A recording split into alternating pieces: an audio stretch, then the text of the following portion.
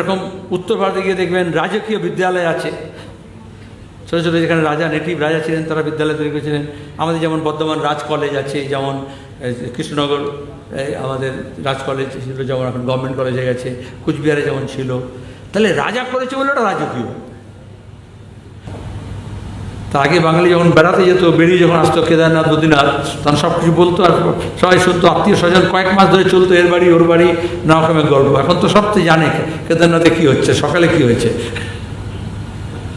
তাহলে এই যে মিডল ক্লাস ড্রিভেন যে সোসাইটি ছিল আর বাঙালির যে উন্নাসিকতা ছিল, আমরা রবীন্দ্রনাথ, নজরুল, বিদ্যাসাগরের উত্তরসূরি মমতা ব্যানার্জি পুরো ঝামা নিয়ে, ঝামা শীতকালে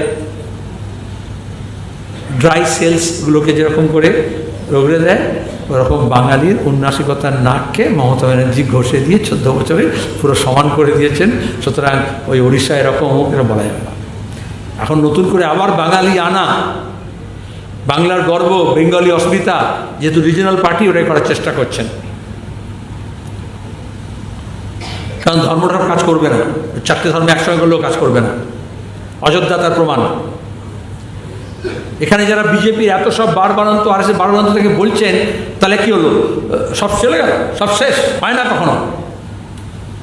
ইউরোপে এক সময় চার্চ ঠিক করতো রাজা কোন পথে চলবে। তারপরে যখন বিপ্লব হলো, গণতন্ত্র এলো, চার্চগুলো আবার চার্চের মধ্যে ঢুকলো।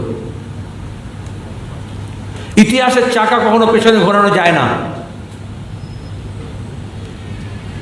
এই যে মুঘল বাদশাহ সম্রাট নবাব যখন থাকতেন, তখন সব বড় বড় এই যোধা একবারে দেখেছেন আপনারা কীরকম সাদা পাগড়ি জুব্বা পরে সব লোকজন, আমার তোরা থাকতো না। ওই যে রাজকীয় বললাম, বরকতিকে মমতা ব্যানার্জি এরকম রয়্যাল ইমাম বানিয়েছিলেন। শাহী ইমাম মানে কি? শাহী মানে কি? তো আমি শব্দটা খুঁজে পাচ্ছিলাম না।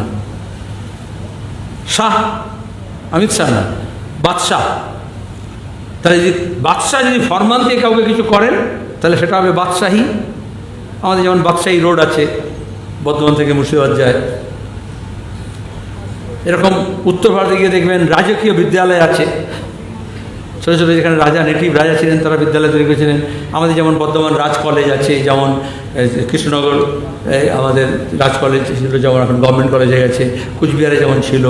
তাহলে রাজা করেছে বলে ওটা রাজকীয়। মমতা ব্যানার্জি কিন্তু শাহ নেই, বাদশাহ নয়, কিন্তু তিনি শাহী ইমাম করলেন। আর সব মিডিয়া লিখলো শাহী ইমাম। কেউ জিজ্ঞেস করলো না কোন ফরমানে, কার ফরমানে সে ইমাম হতে পারে, বড় ইমাম হতে পারে, ছোট ইমাম হতে পারে, মেজো ইমাম হতে পারে, সেজ ইমাম হতে পারে, তো শাহী কী করে হলো? তাহলে আসলে এই যে বেসিক ডেমোক্রেটিক সেন্স, সেটাকে সরিয়ে দিচ্ছে। আমি শেষ যে কথা বলবো, আমাদের মতো দেশ যে ধর্মনিরপেক্ষ না হয়, তাহলে সে কখনো গণতান্ত্রিক থাকবে না। আর যদি গণতান্ত্রিক না থাকে, তাহলে ধর্মনিরপেক্ষ থাকবে না। এই যে বাংলাদেশে যে ঘটনাগুলো ঘটছে, খুবই দুঃখজনক। এতগুলো ছাত্র মৃত্যু হলো, যেভাবে সরকার ওটাকে দমন করার জন্য ট্যাঙ্ক, আর্মি, পুলিশ নামালো, নিন্দনীয়। কিন্তু আমাদের কাছে মুখ্য বিষয় কি? এখানে কেউ কেউ বগল বেড়াতে আরম্ভ করলো, এই তো কোটা শেষ হয়ে যাচ্ছে, কোটা বিরোধী আন্দোলন। এই ওই রকম যে মিডিয়াইভাবে, সোশ্যাল মিডিয়াইভাবে প্রিচ করে। আসলে ওটা হচ্ছে কোটা রিফর্ম, সংস্কার। মাঝখানে সংস্কার শব্দটা তুলে দিল। আর তার মধ্যে কেউ কেউ মনে করলো এই তো ভালো, তাহলে তপশিলি জাতি, আদিবাসী, মহিলা এসব কেন থাকবে, ওবিসি কেন থাকবে? এইভাবে নিজের ভাষ্য ঢোকানো হয়। তাই যেটা ডগ হুইসেলের কথা বলছিলাম, তাহলে ওপর ওপর বোঝা যায় না, কিন্তু কমিউনিকেশন হয়। সুতরাং মিছিল নেই, মিটিং নেই, কিন্তু আপনার ঘরে, আপনার মাথায়, শুধুমাত্র মন কি বাতে নয়, রেডিওতে, টিভিতে, খবরের কাগজে, এগুলো আগে বলেছি আমরা। আপনার ওয়েল উইশার হিসেবে, আমার ভালো মন্দ চাইছে বলে পরামর্শদাতা হিসেবে এরকম ইনফ্লুয়েন্সার তারা ঘুরছে। আর সমাজটা এরকম হয়ে গেছে, যদি আপনি বলেন যে ধর্মের প্রভাবটা কেন হতো, আমি যদি বলি চুরি করো না, অন্যায়, ন্যায় এবং অন্যায়ের প্রশ্ন। কিন্তু লোক সবাই যদি চুরি থাকে, তখন যদি বলে চুরি করলে পাপ হবে, ঈশ্বর তোমাকে গুনাহ দেবে, আল্লাহ তোমাকে গুনাহ দেবে, তার কিছু লোকের সাথে ভয় হয়। তারপরে বলবে, যদি বলে না তোমার স্বর্গে যাবে না মর্তে যাবে সেটা ঠিক হবে এটার দ্বারা, তার মানে ধর্মকে ব্যবহার করা হয়। তার একটা মরাল অথরিটি ছিল। আজকে দাঁড়িয়ে ধর্মের সেই মরাল অথরিটি নেই। Morality has nothing to do with religion. একজন খুন করবে কি খুন করবে না, একজন ডাকাতি করবে কি করবে না, তাকে ধর্মীয় প্রবচন শুনিয়ে দিলে সে পথ পাল্টাবে, মত পাল্টাবে, সেটা নেই।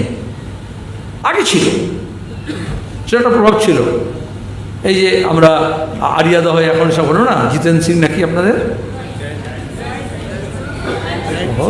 জয়ন্ত সিং বলে না, জিতেন তেওয়ারি বলেন বর্ধমানে আসানসোলে, সব একই একই একই একই একই যাকে আপনি ওকে ধর্মের নামে বলুন, ভাষার নামে বলুন, যাই বলুন, আসলে তো এগুলো এক একটা ফেনোমেনা। আমি তার মধ্যে যাচ্ছি না। রামকৃষ্ণ পরমহংসদেব যখন দক্ষিণেশ্বরের পূজারী অবস্থান করছেন, তখন ওই আরিয়াদহ এলাকায় অনেক ডাকাত ইনফেস্টেড ছিল, ডাকাত ছিল অনেক রকমের, তার নামও আছে, ইতিহাসেও আছে, বইতে লেখা আছে। তো ডাকাতি হতো। তো একবার রামকৃষ্ণ পরমহংসদেব ওই ডাকাতদের পাল্লায় পড়ে গেলেন।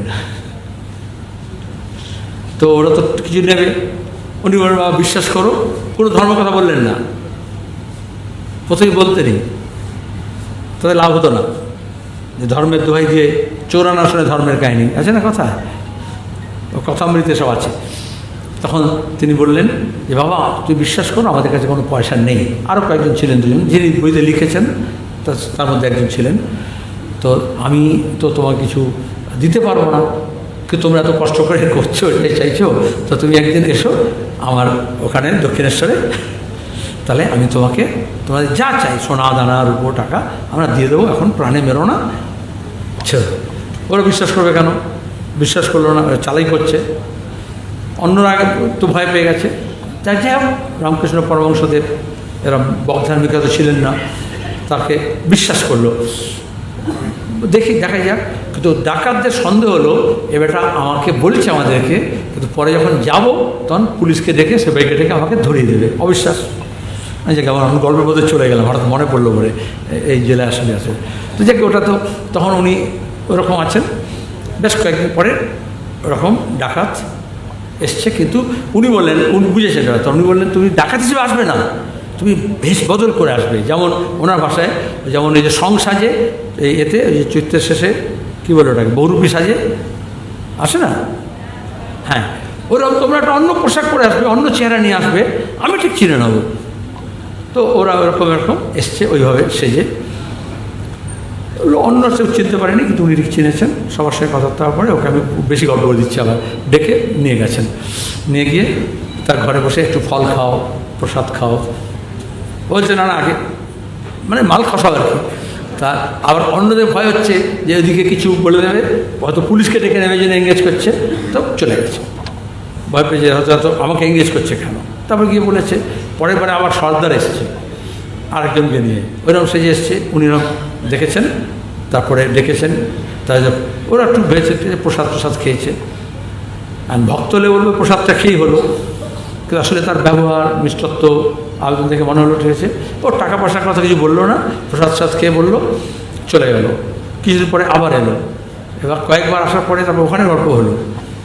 তারপরে তাদের ট্রান্সফরমেশন হলো। তারপর তারা ডাকাতি ছেড়ে দিল। তার মধ্যে কাউকে এখানে ওখানে কাঠগোলায় অন্যান্য কাজে কাজ লাগানো হলো। এই আরিয়াদহ এলাকায় পুরনো সব ডাকাতদের ব্যবহার ছিল, এখন কেন না যায়, পরে চলে যেতে হচ্ছে না। তারপরে ওই একদিন ওই ডাকাতের একটা লোক এসে বলছে, আপনি চিনতে পেরেছেন? বললো না, একটা কাঠের পিঁড়ি নিয়ে এসছে। বলে আমরা দেখলাম আপনি মাটিতে বসে কাজকর্ম করেন, বয়স হয়েছে, আপনি এই পিঁড়িতে আমি নিজে থেকে বানিয়ে নিয়ে এসেছি, এই পিঁড়িতে বসবেন।